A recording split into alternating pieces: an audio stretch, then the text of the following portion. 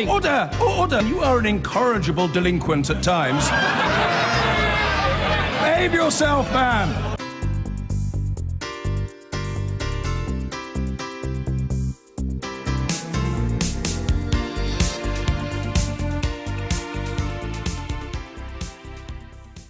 Meantime, police say they now believe at least 80 people are dead following the Grenfell Tower fire.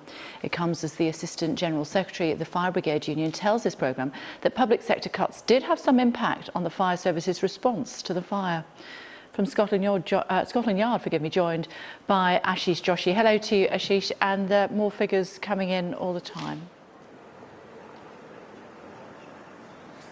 Yes, we've been getting some details of this very long inquiry that the Metropolitan Police have now embarked upon. We've been told today that this investigation will take at least until the end of the year, the search and recovery part of this operation, just because of the nature of the fire, the intensity of the blaze. That's the sort of task facing the officers, 250 police officers who are working on this investigation. They said their number one priority is to try and recover as many of those people who died in the fire as possible and identify them to bring some sort of solace or some sort of reconciliation for those families who are still waiting for news.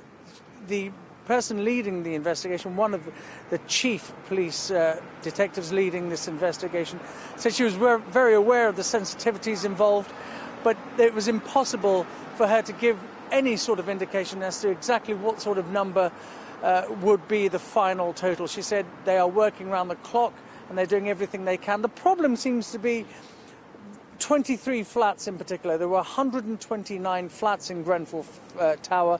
106 they've been able to make contact with at least one person inside each of these flats. For 23 flats, there has been no contact whatsoever, and they were working in the beginning with a very inaccurate list of all the tenants inside. So this is just an idea, an indication of the challenge facing the Metropolitan Police. This is what she had to say afterwards.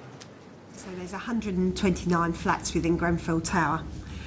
We, the police, have spoken to at least one occupant of 106 of those 129 flats. These people have been able to tell us who was in their flats that night and also who were visiting those their flats that night. And we've also been able to understand from those occupants who their neighbours were and other information about that, about Grenfell Tower. Now, from there, we know that within those 106 flats, the 18 people are either dead or now missing, presumed dead. So that's the numbers that we've got from them. But unfortunately, there's 23 flats that we still cannot account for the residents. So that's where our numbers come from.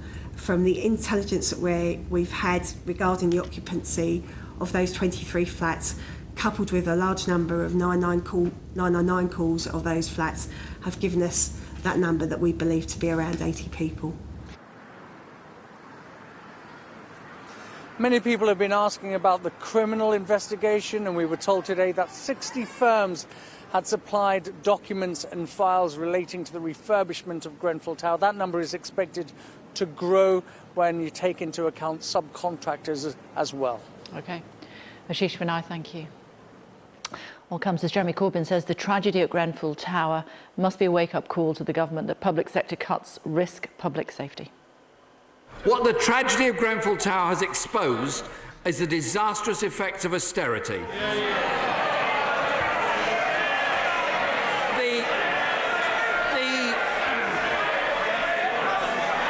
Mr. Speaker, this disregard for working-class communities, the terrible consequences of deregulation and cutting corners, I urge the Prime Minister to come up with the resources needed to test and remove cladding, retrofit sprinklers, properly fund the fire service and the police, so that all our communities can truly feel safe in their own homes. Mr. Speaker, this disaster must be a wake-up call. Prime Minister said the Grenfell Tower fire is the result of mistakes from all governments and many local councils over decades. All of these issues raise wider questions. They raise wider questions about the inspections that have taken place. They raise wider questions about residents' complaints, residents' voices not being heard. That's an issue that has been raised at Grenfell Tower. It's also an issue that has been raised in Camden. This is a much wider question. A terrible tragedy took place. People lost their lives who should never have lost their lives.